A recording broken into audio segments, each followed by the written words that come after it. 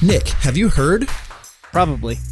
But seriously, I have some really big news. Please tell me this big news that I probably already know. Okay, you know of the music licensing site MusicBed, right? Who doesn't know about MusicBed? They're the best place for wedding videographers to get licensed music. They have amazing artists like Chapters, Tony Anderson, Delight in the Heat, as well as hundreds of other curated artists, bands, and composers. I've been using the MusicBed since I started wedding filmmaking in 2012. Yeah, their subscription service was a life changer for me, especially since all of their subscription music is pre-cleared for every social media platform, Facebook, Instagram, Love Stories TV, and my personal favorite, YouTube, all pre-cleared. Dude, it's so good. But again, what's this big news that I probably already know about? They want to sponsor our podcast. Yeah, I know that. I was a part of the emails. Can you at least act a little surprised? Oh, my bad. Hang on. Seriously? They want to pay us to talk about their baller music service? A service that we both have loved and used for years? Sold. I'm in. Sign me up. We know the time suck that is searching for the perfect song for your wedding film. MusicBed has spent years collaborating with artists, bands, and composers to make it easier than ever for anyone to find the right song for their video. And if you're interested in a free month of a MusicBed wedding subscription... Hold up, a free month? Yeah, a free month of a MusicBed wedding subscription service. Head over to howtofilmweddings.com/musicbed. When you sign up, use the promo code HTFW and you will get your first month for free.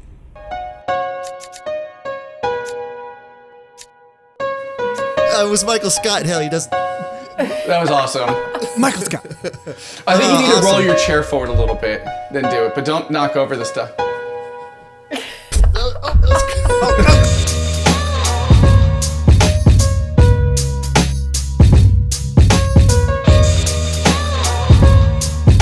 Hello and welcome to the How to Film Weddings podcast. My name is John Bunn. I'm really excited to be joined by my good friend, Nick Miller. How's it going, Nick? Dude, really good. Enjoyed the conversation that we just had. Totally. Why don't you tell our listeners about what they're going to get into? Well, today we interviewed Jonathan and Kaye. They're out of Atlanta, and they work with luxury weddings. And we talked to them kind of how they've gone from a $2,000 price point to $7,000 plus. We talk about maximizing profits. We talk about being sticky. We maybe mentioned some sticky buns. I don't know. Sticky buns. Hashtag sticky buns. Yeah, I think it's already trending on the Twitters. And so it was just this great conversation about like branding, making your business better, not just being a salesperson. It was a ton of fun. I'm really excited for the listeners to check it out. And we dropped a brand new product in the howtofilmweddings.com store that I won't tell you. You have to listen to hear what that is. You have to listen to it. So let's go ahead and jump right into this podcast with Jonathan and Kaye. All right. Well, Jonathan and Kaye, thank you guys so much for joining us. For the listeners out there, why don't you just kind of tell us who you are, where you shoot mostly? Just give us a little bit of that rundown of who are Jonathan and Kaye. Well, thanks so much for having us on your podcast. Kaye, you're good at kind of telling about who we are. Well, we're Jonathan and Kaye. We're a husband and wife team. We've been working together since 2013. Something like that. So I actually started the business. It was my business, and I started in 2011. And we also got married in 2011. And I kind of recruited him. Oh, my hair just like flew. And I recruited him over in 2013. And so we are in Atlanta. And so that is mostly where our weddings are. We're mostly in the Southeast. We don't travel too much. Every now and then we'll go to a different state. But honestly, mostly we're in Atlanta. Mostly we're in Georgia. Atlanta. Yeah. All right. And so 2011, you say? Yeah, Is that that's when it started. And what did the business look like at that time? It was just you. You recruited him to the business. What did your business look like? Were you shooting a lot of weddings? Were you like, what did that look like back then? Yeah, so it was. Thinking that far back. That's about when you started with the Canon DSLRs, wasn't it? Yeah, so I think that's what inspired me to do it full time. I got my first DSLR and I was like amazed how beautiful it looked on a 51.8, kind of thing. Oh, yeah. And it was just me and I had to have other shooters. And so I started building a small team. I had a regular of 3 or 4 people that I used for my shoots.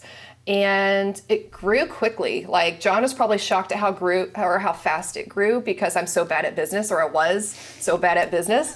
I was just like purely a creative and all only focused on like the creative aspect of everything. Like I didn't answer the phone, or I hated answering the phone. Still doesn't answer the phone. I still don't answer the phone. And so I think John saw the success of the business. He saw the potential. He saw where I was lacking. No, that's not what happened. Okay. She would send me these while I was working this like IT job, 9 to 5, or really it was like 10 hours a day.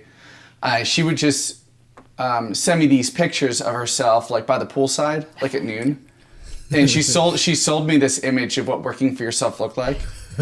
And like so when I finally joined her full time, then I realized that we ended up working more hours per day. So, so fooled me. Yeah. So go ahead. I was just gonna say. So as soon as he came on, I trained him on, and then kind of like let my team go. So then it just became John and I. So. Okay. And so over the last 7-8 years now, you've kind of gone, I know a lot about your brand and everything, but why don't you kind of explain to the listeners kind of where you're at now, how many weddings you're shooting, and kind of a ballpark, like what you're charging and what that includes. Yeah, so I think for this year, we're like 21, 22 total weddings for the year, which is kind of, we've been trying to get, we peaked at around 2013 with around 40-ish weddings. Mm-hmm. And we've been trying to every thumbs down if you're not watching by the way, on YouTube. She's the main editor or primary or sole editor. Okay, we'll go with sole. But so we every year we've been trying to we realized that the only way to kind of get a quality of life that we wanted was to be able to raise our pricing and take less weddings, because to be honest, at the time we were still making good money. It's just we were working ourselves to death. Yeah. And but so currently we're at around just around 20 weddings. We average somewhere around $7,500, $8,000 per wedding. And awesome. What was the last question? What does it include? What does it include? Yeah. So right now that includes probably about an 8 to 10 minute film that includes Kaye and I with our coverage for about 10 hours. And ceremony edit, and I think a toast edit. Mm-hmm. Mm-hmm. And when you started, or Kaye, when you brought Jonathan on to the team, what were you charging? What did the packages look like at that point? Probably around 2,000, maybe 2,500 was my regular. No, it's around 1,800 was the average. And I was delivering 2 films. I was doing a creative cinematic, like 15-minute long feature film, and also a 3 to 5 minute highlight film. Plus ceremony, plus formal dances, plus toasts. And so doing it all. Yeah. Doing 2 creative edits was exhausting. And so we were doing that. We did 40 weddings one year, and I had to do 2 creative edits for every wedding. Let me just say, we quit weddings after that. We literally quit. We moved. We had to get out of it, and we reevaluated. And I locked her in a room and just said, "You can't leave. You can maybe get food later." But yeah, so I mean, we quit for a year. 2014, we moved to Arizona, and we kind of dabbled with weddings out there a little bit. We did like 5 or 6 weddings, and at the end of the year, we came up with this crazy idea of doubling our pricing and offering half as much deliverable. What a great idea. And that's all, everyone listening, just do that. Double your price, that's give half as much. You'll make, that's the secret. All right, that's the end of the podcast for everybody that was listening. Thank you. But the thing is that we didn't have anyone to guide us. And if there was someone to guide us at the time, they could have looked at our stuff and said, look, you're giving away too much. The client doesn't even care to have that much. And, at your price, if you're booking 40 weddings, you could afford to raise your pricing and be okay. Mm-hmm. And that 40 weddings was booked, and that's not how many I even turned down because we were already booked. Right. That's such a key thing, I think, in this business, is finding someone that's been in it for a little while longer, to kind of tell you that. Like, I know in all our forums and Facebook groups and stuff, people like say, hey, you need to raise your prices. Hey, you need to raise your prices. And, there's some, yes, you do need to do that maybe, but that just also comes from experience of, hey, you are working yourself to death by filming, 35, 40, 45 weddings, and you're only charging, $2,000. So yeah, you might be making $90,000 on those 45 weddings, but you are working so hard. Wouldn't it be better to raise that just, $1,000 and then cut that number down just a little bit, still make a good living, but not work yourself to death and have to take a year off and move away from your hometown? Exactly. We're out of here. We're running. Pretty so, much. so it goes from $1,800 to now. I mean, like, I would think that most people, like, their goal would be to get anywhere over like $5,000, $6,000 for a wedding film. And here you guys are. I mean, pretty much it's mainly a luxury market at this point, that you guys are doing weddings for. What advice would you give to like just growing your brand? I mean, how would you explain what you've done over those past 7-8 years to grow your brand to allow you to be able to raise those prices? Mm-hmm. I would say the first thing I want to do a plug on is education. And, this is one thing I've recently been talking about is that, when videographers compare themselves to photographers, we say, well, a photographer earns so much more money, they do half as much work, yada, yada. Look at photographers. They are investing so much more time and money into education than videographers are. There's like a perceived value from what you get out of education, but there's other things that come out of pursuing additional education that elevates you, it doesn't necessarily give you that magic bullet that makes you be able to double your pricing, but maybe it gives you the confidence. Maybe it kind of builds you up and puts you in a correct mindset to be able to kind of raise your brand to the next level. So, I mean, if you're listening to this, you've already taken that next step into doing education, and it's just so important. I want to touch on that, and I've mentioned this on the podcast, but I went to the first venture workshop, year and a half, almost 2 years ago, and our average pricing was around, $3,000. And from some of that education and some of those things that I learned from there, this year I've been booking, 5,500, plus in some of our weddings, and some of that is largely due to the education and investing in myself rather than a new camera or, some cool fancy gear kind of thing. Investing in yourself and learning can take you so much further and keep you going for so much longer. Absolutely. So the question was again to how do we get there? How do we elevate our brand? Is there anything you wanted to touch base on? Well, I mean, you said it you touched on this, but for us, I feel like there was this huge turning point in our mindset. There was just like one day that we just made a decision and we viewed ourselves differently. It's like almost like we took ourselves more seriously. We knew that we could be successful if we did certain steps, which I'm sure you guys want to talk about the certain steps. That'd be nice. But I feel you. Yeah, no, but I feel like mindset is so huge. People first, I think, have a problem asking for money. I feel like they have a problem valuing what they do and what they offer. That's huge. The valuing of themselves and what they offer. That is a huge mental hurdle that a lot of people have trouble getting over. That's what creatives have trouble getting over. And so I am a creative, so that was hard for me. I think it helped John with having John here because he's more business minded, and so he's the one that's been bumping up all the prices. So. It was great. I had I joined the business, and it was just kind of fun. Just like I wasn't really too vested into it because I just joined, and I'm like, let's just raise pricing and just that's not true. Let's see what happens. No, that's not quite what happened. But Nick, were you going to talk? I'm sorry. Well, yeah, no, I was just going to say, a lot of people do have trouble with that. We've talked about, before where, you say, hey, for me to do this, it's going to cost, $3,000. And then the client's silent on the phone just for, they're just mulling it over, thinking about it. And before they even can respond and say, yes, 3,000 is fine, you're like, oh, but I can actually do it for 2,500. And, you're just, because you're not confident. And, I would say, too, if maybe you struggle with confidence a little bit in your sales, in your shooting, in whatever it be, the phrase fake it till you make it, like, I think that's totally true. Like, believe that you are the most confident person in the world and then act that way. And I think that real confidence will follow very closely after that, John. And go ahead. John. Oh, yeah, there's two Johns. I forget. Everyone's name is John. I'll let the other John go. Go ahead, John.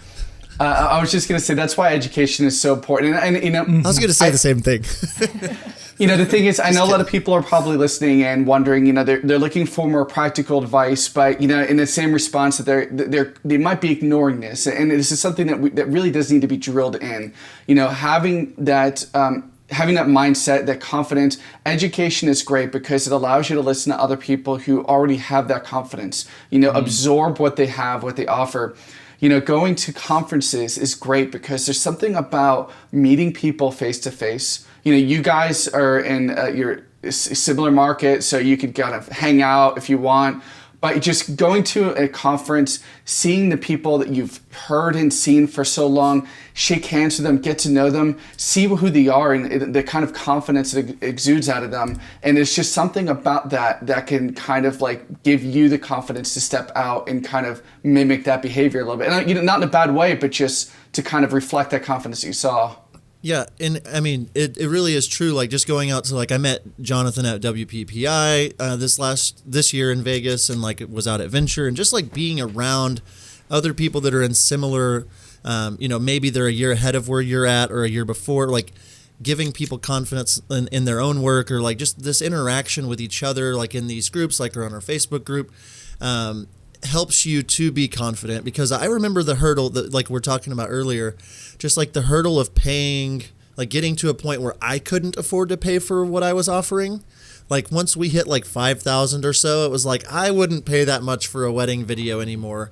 But people were still contacting me and saying, oh, I've got $8,000 or $9,000 or $10,000 to spend, and I'd just be I'd almost feel guilty for a half a second. And I think the creative mind, it's well, I don't want to under promise or over promise and under deliver. I want to blow them away, and we get in our own way of these people. And instead of I remember the first time that I booked a package that was over $7,500 and they didn't even blink, they didn't act like it was a big deal, and I was just oh my, and by doing that, it gave me just a little bit more confidence. And then I booked another one and it gave me a little bit more confidence. So I mean, it just takes time, but if you're not willing to get out of your own head and get, that's the big deal for me, is I feel this I'm an imposter a lot, because it's I'm charging all this and my color's not as good as Nick's color is, or whatever. But the brides and grooms are so Nick's it is better. But the brides and grooms are so happy with their film and so happy that they paid me that amount. And so it's okay, I can be more confident, and that confidence is attractive. So anyway, that's all I have to say about that. Yeah, we can move on from that. Well, I was just going to say, I mean, this is, oh, sorry. No, go. Oh, okay. I feel the viewers are going to want to know the actual steps that we took to get better. We're all talking about theory. Let's talk about actual practical steps. Let's go practical. Yeah. So for us, I felt there's two things I want to talk about, and they kind of happened at the same time. So one of the things is we completely revamped the website. We wanted the website to look high-end, even though we weren't getting those weddings yet. For us, that meant really clean and simplistic, with beautiful imagery. And so I went from more, before it was more of an artsy, cutesy little wedding videographer, website, to suddenly just the way it appeared looked more high-end and luxury.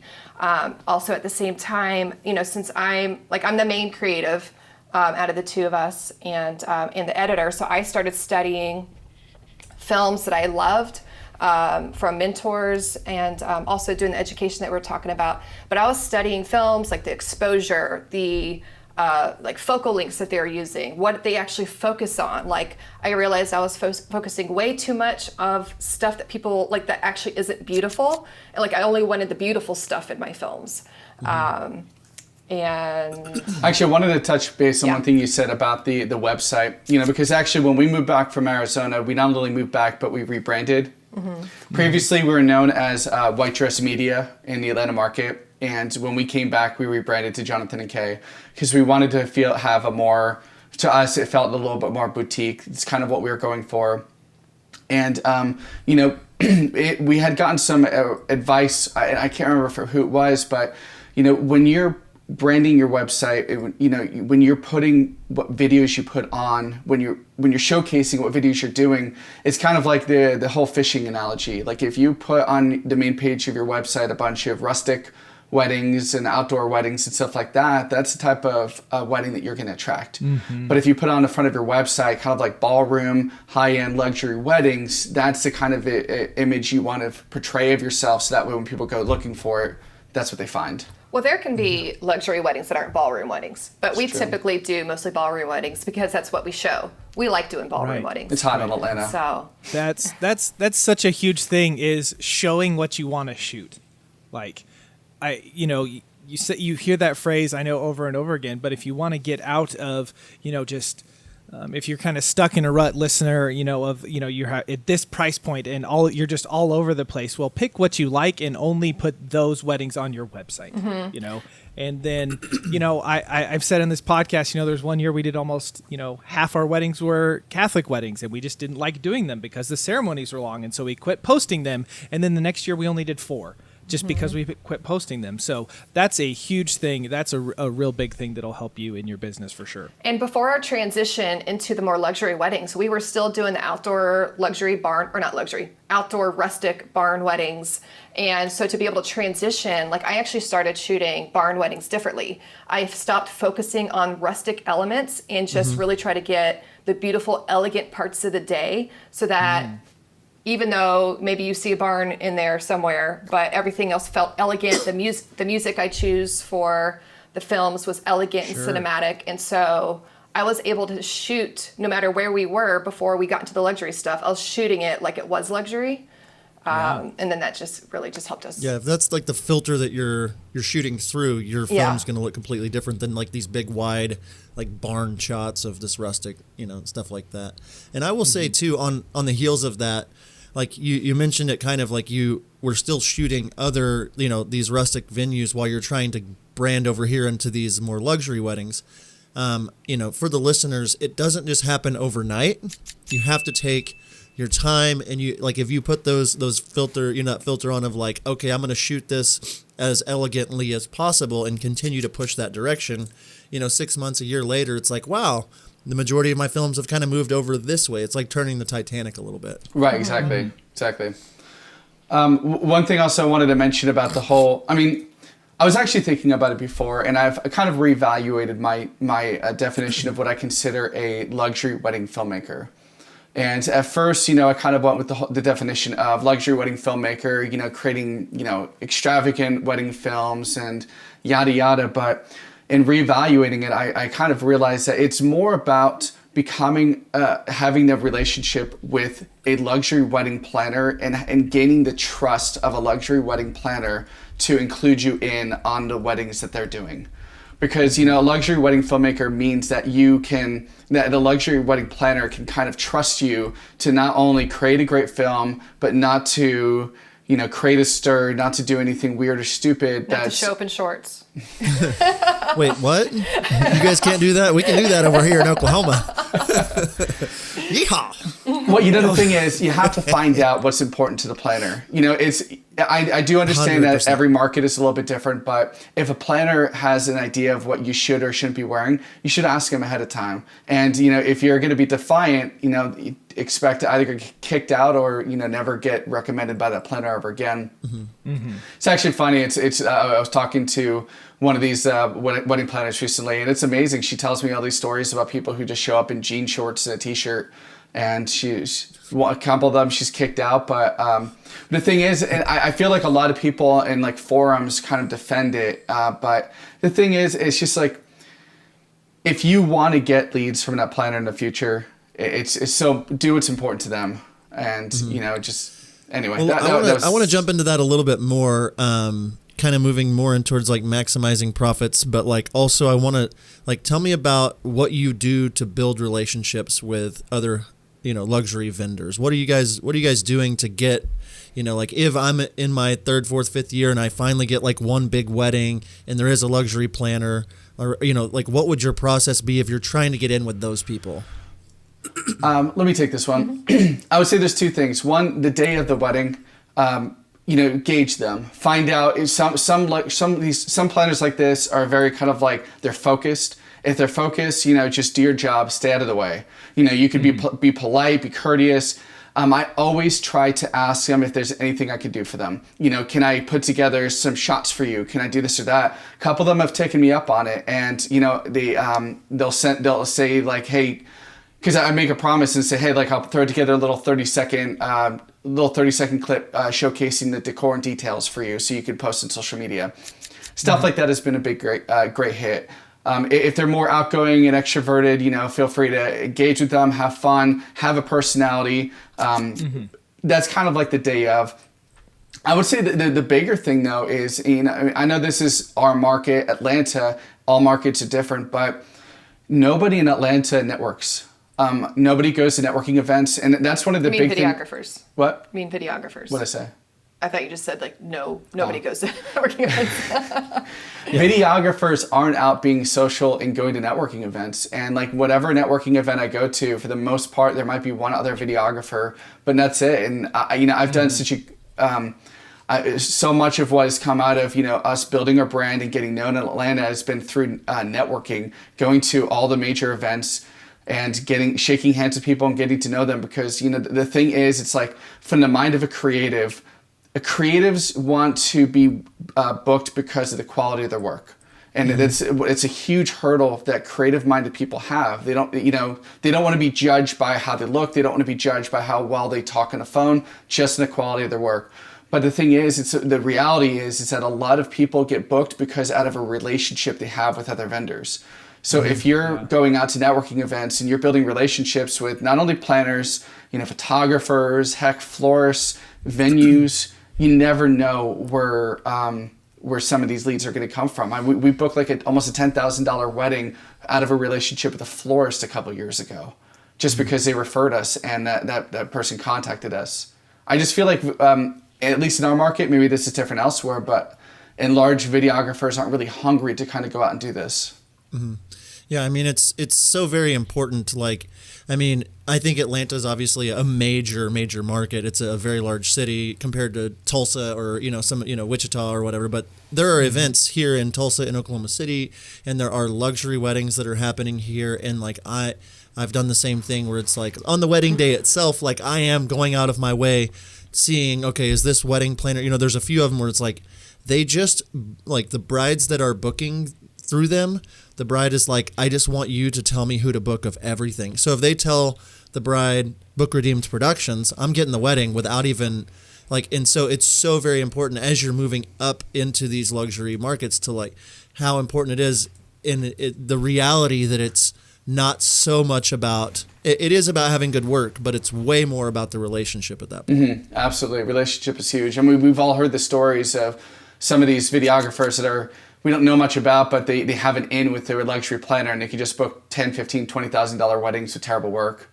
I'm not 100% sure if they really exist, but we've all heard those stories. Oh yeah, our wedding this past weekend, she the planner that I was working with, she was talking a little bit about it doesn't matter to me that your images are beautiful. Like if you're not nice to me and you don't treat me well on the wedding day, or you're never going to get work from me. I'm not going to pass your name on to anyone because of how you treat me. So yeah, this is all huge. Networking is such a big deal that definitely gets lost because we like to think that our work speaks for itself, and it does to a degree, but who and getting connected with the right people helps you so much get more business and become more successful. So all that's just to encourage people, go out, go to networking events. Generally I say, focus relationships on planners, maybe venues, maybe photographers, but the idea of know and being known in an industry can really help elevate your brand, because it's kind of one of those things. The more people who know about you, the more it's kind of that in itself elevates your brand, because everyone knows you, everyone talks about you. They teach you in marketing school that it takes 3 or so touches in order for someone to view you as a reputable brand. Maybe a little bit more. How many times does it take to see an ad before you're like, okay, that's a reputable brand that I would trust? Same goes with wedding videographers. How many times have they seen your name? How many times have they seen one of your films posted, heard about you from another vendor, saw you at a networking event? And it's just all these touches are going to help you get those referrals and kind of build that base to that luxury market. That's great. And I just want to say something real quick. It's not just going to a networking event and handing out your business card. It's not just beelining straight for the most expensive planner because she gets that from everybody and she's annoyed by it. It's really about I mean, what would you say to somebody who wouldn't know how to approach a networking event? If you want to learn how to do a networking event, I always focus on about somewhere between 3 and 5 meaningful conversations. The trap is to kind of just walk up to everyone and say, here's my card. I do wedding videography. Nice to meet you. Walk up to someone, ask what they do, make it about them. And, talk about them. Don't be in a hurry to talk about yourself. And 9 out of 10 times, the person will always turn the conversation back on you. And the difference is that when they turn the conversation back to you to talk to you about who you are, they're actually listening. They're engaged. Mm-hmm. Because if you just try to talk to them about this is who I am, this is what I do, they've had 10 people already do that in a row. But if you make it about them first, then you actually have an open ear. Yeah, so that's really good. That's really good. 3 to 5, and it always asks for their card. It's really good. Kaye really brought that up. So great job. No, that's true. I mean, I think a lot of times we get so business minded that we forget that like these are people. I mean, it's a very, people driven. It's not like there's just these massive brands that like you're trying to get in contact with the marketing rep to the, I mean, you're basically talking to the business owner. And it's like every single time that you go out in your city, every single time that you go to a marketing event or go to a wedding, you are representing your brand and your like the importance of those like my friendships within the industry are what book me 85% of my weddings each year. Right, because people refer who they like, not who's the best. Yeah. And another thing that could help you with that, if you're like, I don't know how, to talk to people or whatever, just kind of think about how you would like to be approached by someone that you don't know that would like you to work with them or something, just... How would you feel if someone came up to you and was like, "Hey, here's my business card. Would you refer me now?" Mm-hmm. Like, you probably would be like, "I don't know you. Like, who are you?" Right. But I think that's what we think that we need to do to get our name in. So just like build a relationship. John is really good about this and like just talking to people and not necessarily bring up business stuff or whatever, talk to them, compliment them, get to know them before stuff shifts over to that business type of stuff. And like I was trying to... Go ahead. I was just saying, and if you actually care about getting to know them instead of just like, how can I get something from you? It really, again, putting that filter on of just, I'm going to converse with you just because I want to know about you. Mm-hmm. And sooner or later, if you want to know about me, that's great. But if you give and give and give and give, that's what's going to set you apart from everybody else trying to get. Mm-hmm. Yeah. And the last thought about the whole networking thing, always ask them for their card. Because what that does is it sets it up for them to ask you for your card. Because if you just hand a card, it just kind of, you're pushy, you're forcing it up, but ask for their card.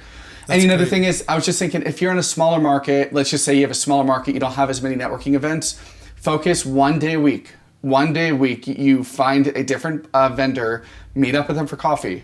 Just take them out for coffee. If you have a smaller market, find other people like florists, photographers, planners. Maybe focus on planners first, and then maybe venues, but maybe only venues after you've shot there because it's kind of awkward. It's a lot easier if you've already shot there and you can actually show them something you've done. But just one time a week. Just to get connected if they're really disconnected with the wedding community. Yeah. You just want to be top of mind for sure. Man, we could talk the rest of the hour on that. We got to move on though. All right, so I want to talk next about maximizing profits. I mean, I want to talk about how to make the most per wedding without coming across that you're nickel and diming people. What do you guys do? Do you just start out at these big numbers? Do you slowly educate them? What is your process for getting, for lack of better terms, like just the most out of every single wedding so you can shoot less weddings? It's a great question. Trying to figure that out. No, I'm just kidding. Maximizing profits. Excuse me. The first thing that I like to tell people to do for maximizing profits is you have to really understand where you are in your market. Because it all comes down to pricing yourself. Because the biggest mistake that I find that people make, a while back I did this big thing where, there was this Facebook chain where people were like posting their packages and stuff like that. And then the biggest mistake I found that people were making is that they were pricing themselves too low. And one of the ways you can figure that out is, you look at your packages, you look at what your average is. What are you booking? If you find yourself constantly booking your top package, it means you're underpriced. If you find yourself booking up really early in the year, it means you're underpriced. It means that the market can actually support you having a higher price point. Because if you don't start at the correct price point, that's the first step to maximizing what your profits are going to be. Knowing that, and part of that comes with knowing your market. Who else is in your market? What are they charging? And if how competitive is it? If it's competitive, then and your leads are low, then you probably might need to bring down your pricing a little bit. Did you have anything you want to? No, you're like the pricing guy, so. So if you find where you want to be is you want to be booking your middle package at least 50% of the time. Because if you're not booking your middle package 50% of the time, it probably means your other packages are over or underpriced. Or it could also be indicative of the fact that you're giving too much away in your bottom package. But the first key is to look at what package. If you're doing packages, look at the packages you're offering. Write down for the last year how many of each price point you've booked. Because if you're booking too many in the lower package or too many in the higher package, both of them are signs that you're not priced accordingly. Hang on, I have something to add. Go for it. So our pricing, because you also asked like how we get. Do we just like throw out these high numbers and they just book the high numbers? So our bottom package does not have a lot in it, but if people want us and they're stretching, they can at least have us. But the people who can go higher, they see that the bottom package and they want more. And so they just start looking, because that's the way we've structured our package. Progression. I like to call it package progression.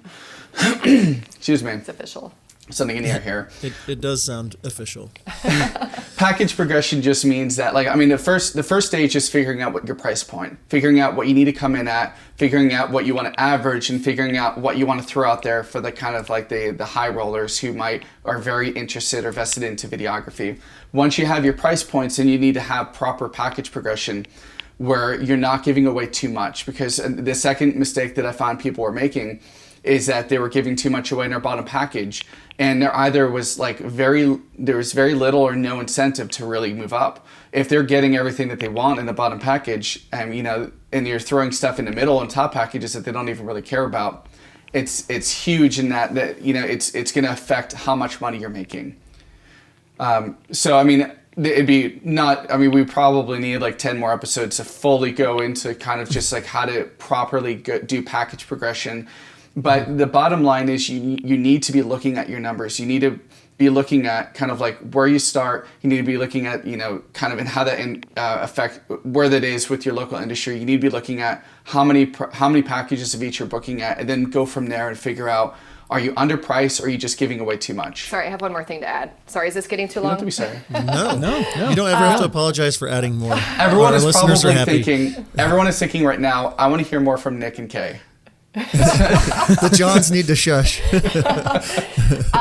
This goes back again to what you value your product at. And so I feel like originally, I think I valued just the highlight film or just the creative film at a certain price, and like threw in the ceremony, threw in the toast, or throw in raw footage. But really, you really need to view every single little piece that you create as a product. We dabbled in photography as well, so that really got us really familiar with selling product. And I don't know why videographers don't really view that as well. Like their films are product, and each one needs to have a price point. So even if you wanted to create an a la carte price point for yourself for each thing that you have, you could actually see, you put values to it, and then create packages, and then you see the value of the package because it's a little discounted versus a la carte. So it's really important to know the value of each and every single film that's created. That's huge. And I think a lot of people, especially new people, are like, I have to keep up with, everything. And the videographers, we shoot ourselves in the foot all the time, where it's like, I'm going to include everything, $3,000, and then instead of them saying, okay, well, aerial coverage would cost this much, a ceremony edit would cost this much time. Okay, well, that's $5,000 worth of things. Let's package that all together and sell it for, $4,250 and show them value this purchase over here price, you win for doing that. But we do that so many times as an industry, and we wonder why we can't like push up, the actual price points in our markets. And I would say that as an experiment, because there's a lot of people who are listening who are like, well, I can't do that. I need to be competitive. I'm having trouble enough booking as it is. Run an experiment, strip your package, strip it of most of the stuff that's in there. And, I'll say if they ask for it, put it back in. But see how little people will actually ask for it and see what you can actually get away with and charge for, and then charge them for it as an extra after the fact. Yeah, in saying that, I hear a lot of people say, well, my clients want the ceremony. My clients want this. And my thought is, I've come to realize this recently. How do you know that that's what your clients like? You're not getting repeat customers, hopefully, right? And it's new people every single time, and they don't, like, most of them have no clue what's in your packages or what's in those, so they don't know what they want or what they don't want. So for us to say, oh, my clients want this thing, the toast editor, this, they're not going to pay extra for. Well, how do you know that unless you take it out and see what happens? I was kind of like UK with at the beginning. I offered a 2-minute film and a 10-minute film. Like, that's just what I did forever. And it drove me crazy. I had another job at just way behind on editing. And in my mind, I was like, well, that's what my clients want. But then I stopped doing that, and I just started offering a 6-minute film instead. And like, no one said, hey, where's my 2-minute and my 10-minute? Like, where is it? Like, same thing happened to us. Yeah. So I thought that they wanted that, but no clue. They have no clue. That's my point. It was a huge hurdle, mentally to get over, because when we moved back from Arizona to Atlanta, we had a couple instances where we had a repeat customer, like the customer being the mom. Like a sibling, yeah. Yeah, that makes sense. And I relented. I kind of like met them halfway on that. But the thing is, you're right. It's a mindset to get over that we think that what the client wants. And when we like I said, we halved our work and doubled our price. And I was expecting huge resistance. I expected huge resistance when I took other things out of the package, and there was none. It was just kind of amazing. It's just like when I took formal dances out of our packages, I expected everyone to be like up in arms over that. Our work was morphing, though. We were already working at making our films better, more cinematic. We were inquiring, like, gimbals. Inquire. That's the wrong word. Acquire. Inquiring, you're asking them questions. Okay. Mr. Gimbal.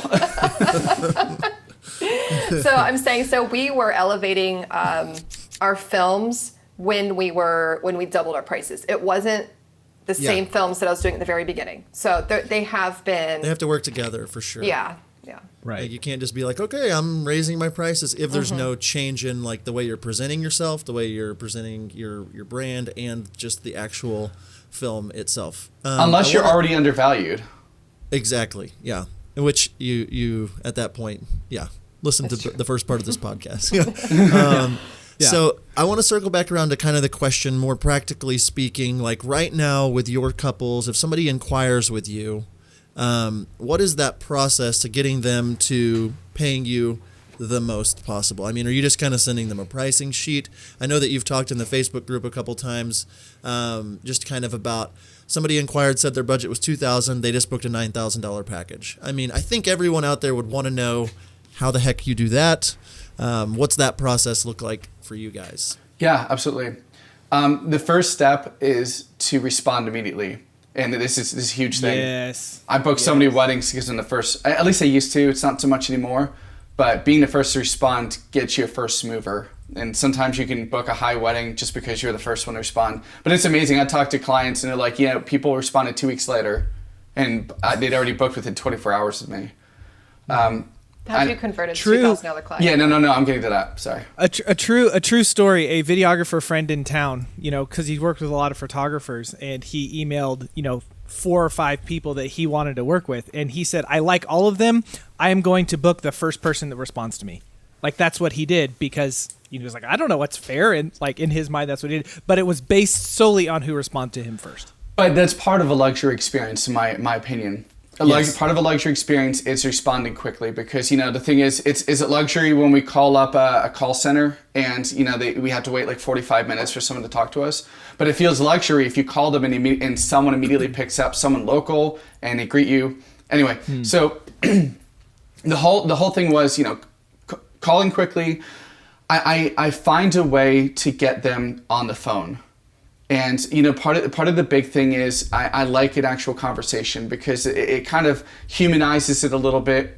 I've kind of found that there's different reasons why people can not value what we do, or they're not offering to pay as much for the services we provide.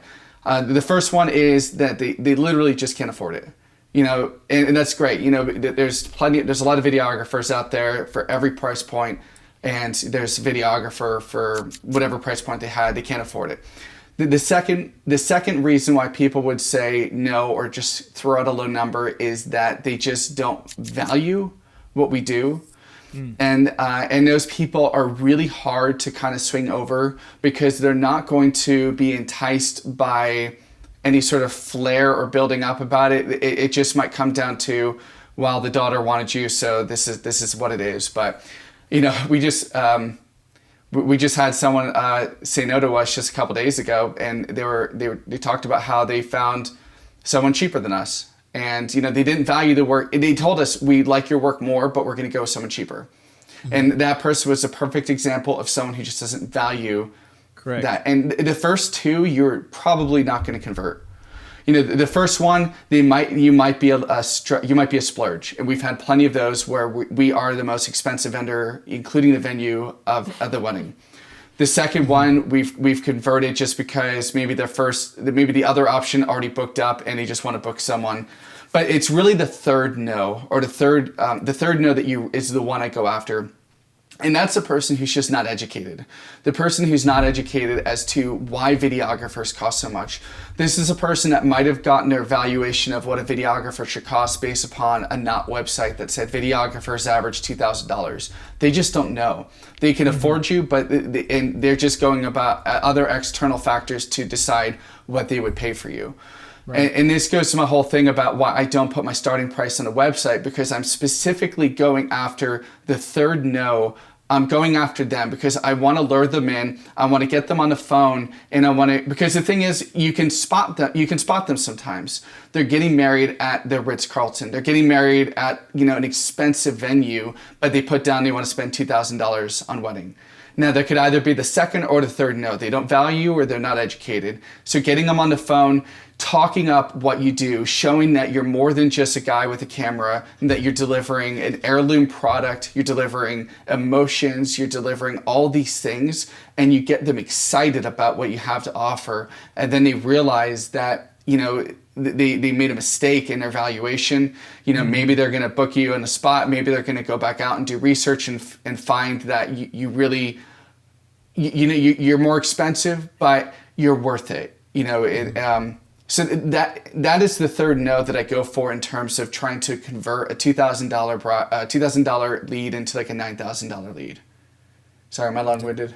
No, but I feel like that's like some people might actually want to know what you say instead of like the abstract. The big thing is that you want to. Thank you, Kaye. Good teamwork, that husband-wife duo. It's really fun to watch. It's like, they really complete each other. This is good. The thing is that you want to get away from talking numbers and packages. You want to get away from facts. You want to get away from just.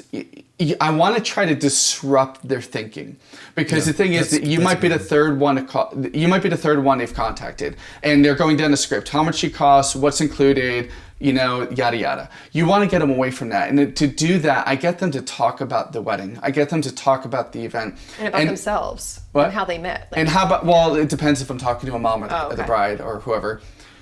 Have them talk about themselves, have them talk about their wedding. And what this does is it kind of shifts them to talk about facts and numbers to talking about things that are on an emotional plane. And once you've bridged over to the emotional side of things, what is this day going to feel like? Are you excited? What are the things that are most important to you? Tell me your story, how you fell in love. You've gotten them to talk about emotions. And then when you kind of bridge the gap to capturing those emotions, to being able to provide an heirloom product, being able to kind of get all these things to them, it kind of changes their way of thinking. It changes the whole conversation to be about something that it's an emotional purchase rather than a purchase based upon just numbers. Because the thing is, we know that if they compare us to a local market on a sheet of paper talking about our pricing and what we offer, we're going to lose every time. But if we can get them to, if we can sell them on the idea of emotion, then we've got them hooked. And I'm not trying to say this is a bad thing. We really are doing this for them, but it's just we're making them to realize what we're doing. Because the thing is, all of us who are listening to this podcast have gone through this situation where we knew going in we were the most undervalued vendor at that wedding. But then when we drop that wedding film in our lap and they come back and they're like, oh my gosh, this is the most amazing thing I've ever, I had no idea. And they say we're their favorite vendor, the favorite thing of the wedding day kind of thing. But that came after the fact. And it's like, if we could have gone back in time, they would have paid more money for that, knowing what we were going to give to them. So we're taking that emotion, bringing it in front of the conversation to give a proper valuation of what we will be giving them after the fact. Yeah, that's so good. No, it's just really good. I mean, the main thing that I want to add to that before we move on to talk about where you guys are going to be teaching soon is like being sticky. There's a book, I think it's called Made to Stick or something, that I read like forever ago.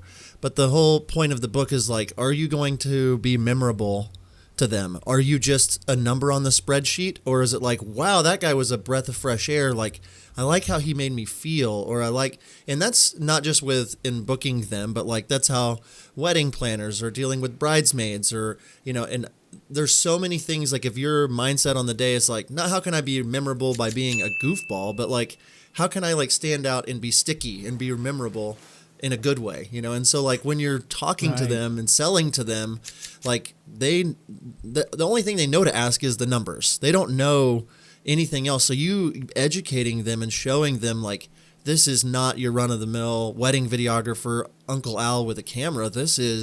You're getting an heirloom. This is what all these brides have had to say about, and we're not just your typical vendor. We want to be friend, family with you on your wedding day. We're not the average video guy. And that's why we only take so many weddings per year, because we can't give everyone the attention. So if that's you, and that's kind of the vibe that, we give, and what I'm hearing that you're doing, when we changed our mindset to that's when we really started like seeing the rate of bookings go way up, as well as just like the quality of bride. And when you've educated them on the value that you bring, they treat you completely different on the wedding day. Like I walk in and it's like they like clap almost now. Like, John's here, everybody! Look, it's John. We have redeemed John enters the room and everyone stands up and applauds. It happens. It really does. Right. Not every time, but that's my. So goal. Do you walk in before or after the bride and groom?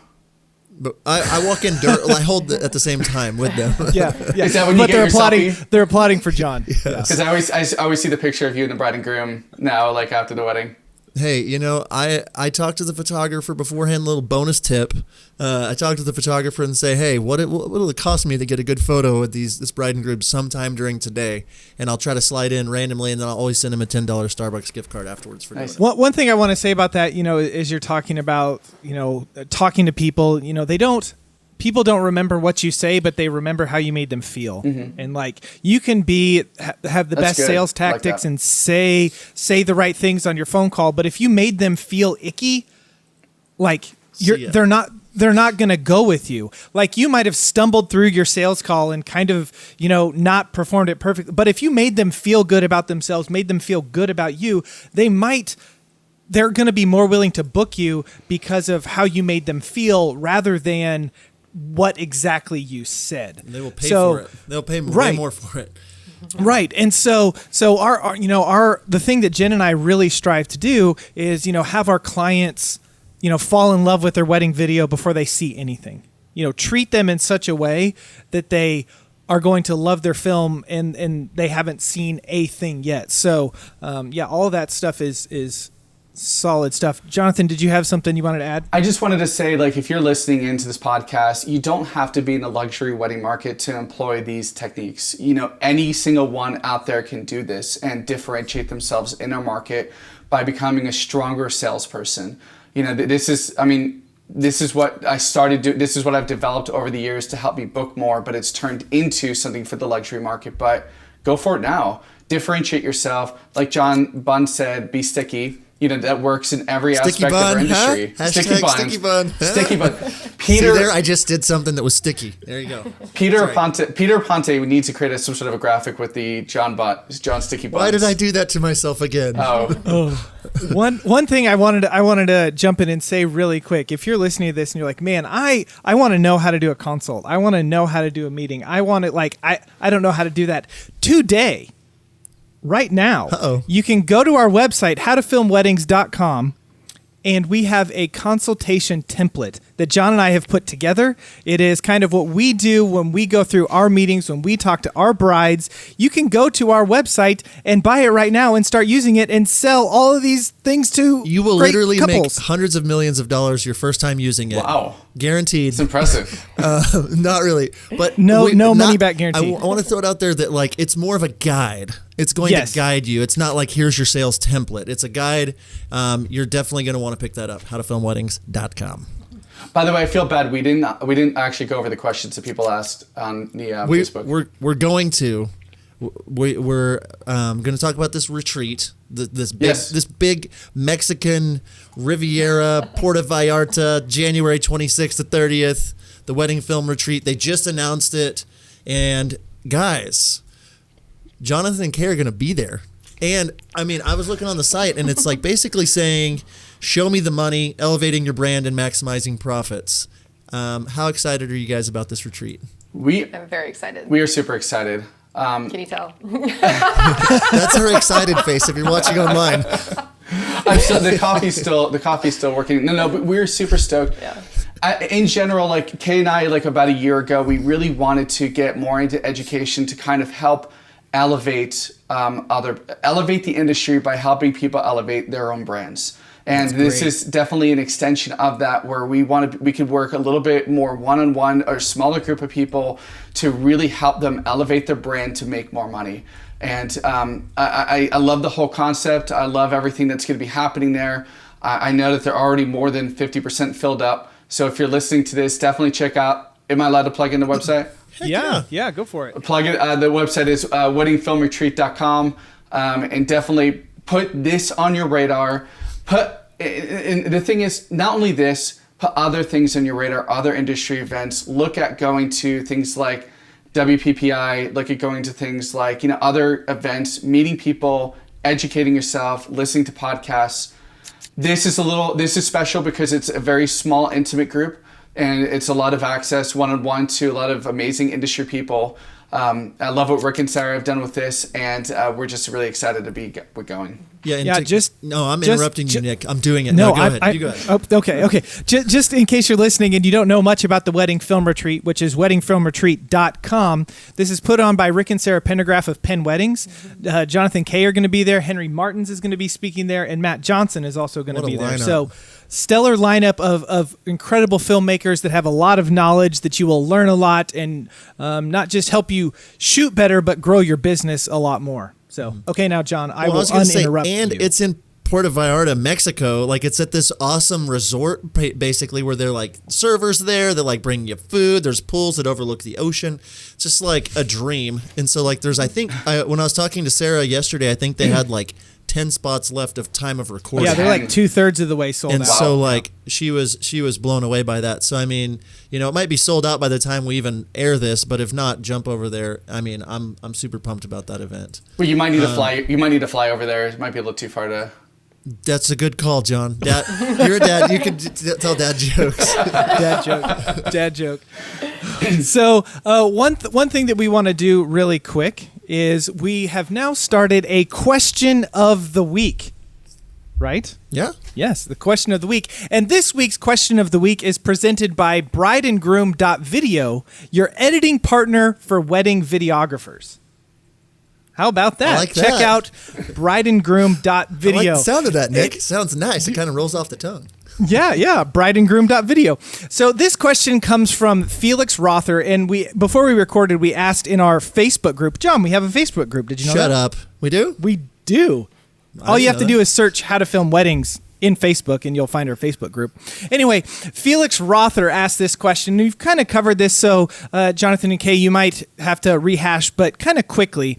How would you start your branding process with little budget? What would be your maybe top 3 things that you would recommend to build a brand in a specific market? Did you want to take this guy? Great question, Felix. If you have something. The top 3 priorities to building your brand with little budget in your market. I mean, the number 1 priority should be to have a good looking website. You need to have a presence, so people can kind of go back to and check you out after you've told them about you. Invest a little bit of time, because website creation does not take a lot of money. You can make the thing is, you don't need to make it elaborate. It can be simple and clean and still kind of convey kind of who you are and what you do. And you can still, a simple and clean website can go a long way to creating a very nice brand. I feel like when we switched over to our luxury website, we instantly started drawing in new people. So that can be very powerful. Yeah. Number 2, work on your social media presence. That does not require any money, just time. Work on your Facebook, work on Instagram. YouTube. I think I heard somewhere that a lot of brides are booking on Instagram. Some podcast somewhere. That was us. Remember? That's us. Hey, John, did you know we have a podcast? What? You have a podcast? Yeah. Anyway. Dang. So work on your social media presence. Sorry, Nick, did you want to say something? No, I was being joking, dumb. Work on your social media presence, because that doesn't require any money, just kind of like time. The engagement is good. So that would be number 2. Ow, sorry. Number 3. Cramp in my leg. we just lost Kaye. I'm not sure what happened. I don't know. All I see is her just grab her foot and she's Woman gone. down. My leg hurts. I have like a serious cramp. She's serious cramp in her leg right now. This is the stuff you get when you watch on YouTube that you don't get in John, the podcast. did you know we have a Okay, it's YouTube gone. channel? Definitely got to check out our YouTube channel, which It's good. you Yeah. are if you're watching this, so Wait, I wait, can't wait. even plug it. You have a YouTube channel? We Yeah, do. We can't plug it because we're the only people that are going to see this are already watching on YouTube. Maybe they're watching on Facebook. Yeah, and Do then the you thing. can go. Do the YouTube. Okay, we're good. Back. Cool.